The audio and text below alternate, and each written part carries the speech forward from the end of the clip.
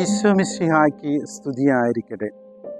കൈത്താക്കാലത്തിലെ 4-ാമത്തെ ഞായറാഴ്ചയിലേക്ക് പ്രവേശിച്ചിരിക്കുന്ന നമുക്ക് ഇന്ന് തിരുസഭാ മാതാവ് വിചിന്തനത്തിനായി തന്നിരിക്കുന്ന സുവിശേഷ ഭാഗം വിശുദ്ധ മത്തായി സുവിശേഷം 13-ാം അധ്യായം 44 മുതലുള്ള തിരുവചന ഭാഗങ്ങളാണ്. ഇന്നത്തെ സുവിശേഷ ഭാഗത്തിൽ ക്രിസ്തു നമ്മെ ഓർമ്മിപ്പിക്കുക ദൈവരാജ്യത്തിൻ്റെ പ്രാധാന്യത്തെ പറ്റിയാണ്. എവിടെയോ വായിച്ചു കേട്ട ഒരു ചെറുകഥ ഇപ്രകാരമാണ്. ഒരു രാജ്യത്ത് ഒരു രാജാവ് തൻ്റെ രാജകൊട്ടാരത്തിലെ കുട്ടികൾക്കായിട്ട് ഒരു മത്സരം സംഘടിപ്പിച്ചു. മത്സരത്തിന് മാനദണ്ഡം ഇപ്രകാരമായിരുന്നു: രാജകൊട്ടാരത്തിലെ ഏറ്റവും വിലയേറിയത് എന്തെന്ന് കണ്ടുപിടിക്കുക. അങ്ങനെ രാജകൊട്ടാരത്തിലെ മത്സരത്തിനുള്ള സമയമായി. രാജാവ് തൻ്റെ കുട്ടികളെയെല്ലാം തൻ്റെ അടുക്കിലേക്ക് വിളിപ്പിച്ചു. ഒന്നാമൻ വന്ന രാജാവിൻ്റെ സ്വർണമോതിരമായിരിക്കും രാജകൊട്ടാരത്തിലെ ഏറ്റവും വിലയുള്ളതെന്ന് വിചാരിച്ച് അതിന്മേൽ വന്നു തൊട്ടു. എന്നാൽ രാജാവ് അതിൽ സംപ്രീതനായില്ല. രണ്ടാമൻ വന്ന് വിചാരിച്ചു രാജ്ഞിയുടെ കഴുത്തിലെ മാലയായിരിക്കാം ഏറ്റവും വിലയുള്ളതെന്ന് എന്ന് വിചാരിച്ച് രണ്ടാമൻ രാജ്ഞിയുടെ കഴുത്തിലെ മാല തൊട്ടു. എന്നാൽ രാജാവ് അതിലും സംപ്രീതനായില്ല. അപ്പോഴാണ് ഒരു കുട്ടി രാജാവിൻ്റെ അടുക്കിലേക്ക് കടന്നു വരുന്നത്. അവൻ രാജാവിനെയും രാജ്ഞിയെയും മാറി മാറി നോക്കിക്കൊണ്ട് രാജാവിൻ്റെ കൈകളിൽ കയറി പിടിച്ചു. രാജാവിന് ഒത്തിരിയധികം സന്തോഷമായി. രാജാവ് അവനെ തോളിലെടുത്ത് ചുംബിച്ചു. അങ്ങനെ ആ മത്സരത്തിൻ്റെ വിജയിയായി അവനെ പ്രഖ്യാപിക്കുകയും ചെയ്തു.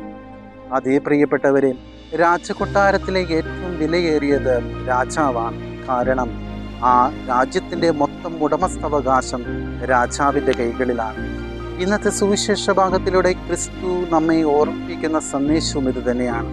നിന്റെ ജീവിതത്തിൽ ഏറ്റവും കൂടുതൽ പ്രാധാന്യം നീ കൊടുക്കേണ്ടത് നിന്റെ ദൈവത്തിനാണ്. കാരണം നിന്നെ സൃഷ്ടിച്ചതും നിന്നെ കാത്തുപരിപാലിച്ചതും നിനക്കുള്ളതെല്ലാം അവിടുത്തെ ദാനമാണ്. എന്നാൽ പലപ്പോഴും നാം ദൈവത്തിന് കൊടുക്കേണ്ട സമയം കൊടുക്കുവാൻ മറന്നു പോകുന്നു എന്നതാണ് സത്യം. പലപ്പോഴും കുടുംബ പ്രാർത്ഥനയ്ക്ക് സമയം കണ്ടെത്തുവാൻ നമുക്ക് സാധിക്കുന്നില്ല എന്നതാണ് സത്യം. എന്നാൽ ഓർക്കുക, ഇന്ന് നമ്മുടെ ജീവിതത്തിൽ നാം ദൈവത്തിന് സ്ഥാനം കൊടുക്കാതിരിക്കുന്നുവോ അന്ന് നമ്മുടെ ജീവിതത്തിൽ തകർച്ചകൾ പതിയിരിപ്പുണ്ട്. വിശുദ്ധ ഗ്രന്ഥത്തിലേക്ക് കണ്ണോടിക്കുക. ഇസ്രായേൽ ജനം എന്ന് ദൈവത്തിൻ്റെ പ്രമാണങ്ങൾ അംഗീകരിച്ചിരുന്നുവോ അന്ന് അവർ യുദ്ധങ്ങളിൽ വിജയിച്ചിരുന്നു. എന്നാൽ എന്ന് അവർ പ്രമാണങ്ങൾ ലംഘിച്ചുവോ അന്ന് അവർ യുദ്ധങ്ങളിൽ തോറ്റിരുന്നു. യൂദാസിനെ പറ്റി ചിന്തിക്കുക. യൂദാസ് ദൈവസ്നേഹത്തിന് പകരം 30 വെള്ളി നാണയങ്ങൾക്കായിട്ട് പ്രാധാന്യം കൊടുത്തപ്പോൾ അത് അവൻ്റെ ജീവനെയും ജീവിതത്തെയും അപകടത്തിലാക്കി എന്നാണ് വിശുദ്ധ ഗ്രന്ഥം നമ്മെ ഓർമ്മിപ്പിക്കുക. അതുകൊണ്ട് തിരക്കുകൾക്കിടയിലും ദൈവത്തെ മറന്നു പോകാതിരിക്കുക. ദൈവത്തിന് നിൻ്റെ ജീവിതത്തിൽ 1-ാം സ്ഥാനം കൊടുക്കുക. നമ്മുടെ പൂർവികരെ പറ്റി ചിന്തിക്കുക. അവർ നമ്മെ പഠിപ്പിച്ചതും നമ്മെ അഭ്യസിപ്പിച്ചതും ദൈവത്തിന് ജീവിതത്തിൽ 1-ാം സ്ഥാനം കൊടുക്കുവാനായിരുന്നു. അവരെന്ത് പ്രവർത്തിക്കുന്നതിന് മുമ്പും പ്രാർത്ഥിച്ചിരുന്നു. അവരെന്ത് പ്രവർത്തിക്കുന്നതിന് മുമ്പും കുരിശ് വരച്ചിരുന്നു. എന്നാൽ ഇന്ന് കഥ മാറിപ്പോയി. ഇന്ന് കുരിശ് വര പോലും കുട്ടികൾക്ക് ഓർത്തെടുക്കുവാനായിട്ട് സാധിക്കുന്നില്ല. കുമ്പസാരിക്കുവാൻ വരുന്നവൻ പോലും കുമ്പസാരത്തിനുള്ള ജപം പോലും മര്യാദയ്ക്ക് ചൊല്ലുന്നില്ല എന്നതാണ് സത്യം. അതേ പ്രിയപ്പെട്ടവരെ, തിരക്കുകൾക്കിടയിൽ ദൈവം എവിടെയോ നഷ്ടപ്പെട്ടു പോയി. ദൈവത്തിൻ്റെ 1-ാം സ്ഥാനം എവിടെയോ നഷ്ടപ്പെട്ടു പോയി. ഓർക്കുക, ദേവാലയത്തിലെ മാമോദിസ തൊട്ടിയിൽ നിന്നാണ് നമ്മുടെ ക്രിസ്തീയ ജീവിതം ആരംഭിക്കുന്നത്. നാം അവസാനമായി യാത്ര പറയുവാൻ കടന്നു വരുന്നതും ദേവാലയത്തിലേക്കാണ്. നമ്മൾ കൂദാശകൾ ഓരോന്നായി സ്വീകരിക്കുന്നതും ദേവാലയത്തിലാണ്. അതുകൊണ്ട് എത്ര തിരക്കുകളുണ്ടായാലും ദൈവത്തിന് ജീവിതത്തിൽ 1-ാം സ്ഥാനം കൊടുക്കുവാനായിട്ട് പരിശ്രമിക്കുക. ദൈവത്തിൻ്റെ വചനം നമ്മെ ഇപ്രകാരം ഓർമ്മിപ്പിക്കുന്നു: നിങ്ങൾ ആദ്യം അവിടുത്തെ രാജ്യവും നീതിയും അന്വേഷിക്കുക, അതോടൊപ്പം മറ്റുള്ളവയെല്ലാം നിങ്ങൾക്ക് കൂട്ടിച്ചേർക്കപ്പെടും.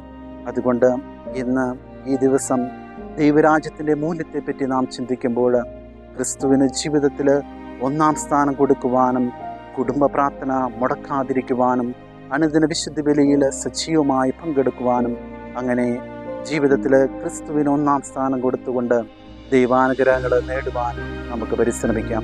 സർവീശ്വരൻ നിങ്ങളെയും നിങ്ങളുടെ കുടുംബങ്ങളെയും നാം ഓരോരുത്തരെയും സമൃദ്ധമായി അനുഗ്രഹിക്കട്ടെ.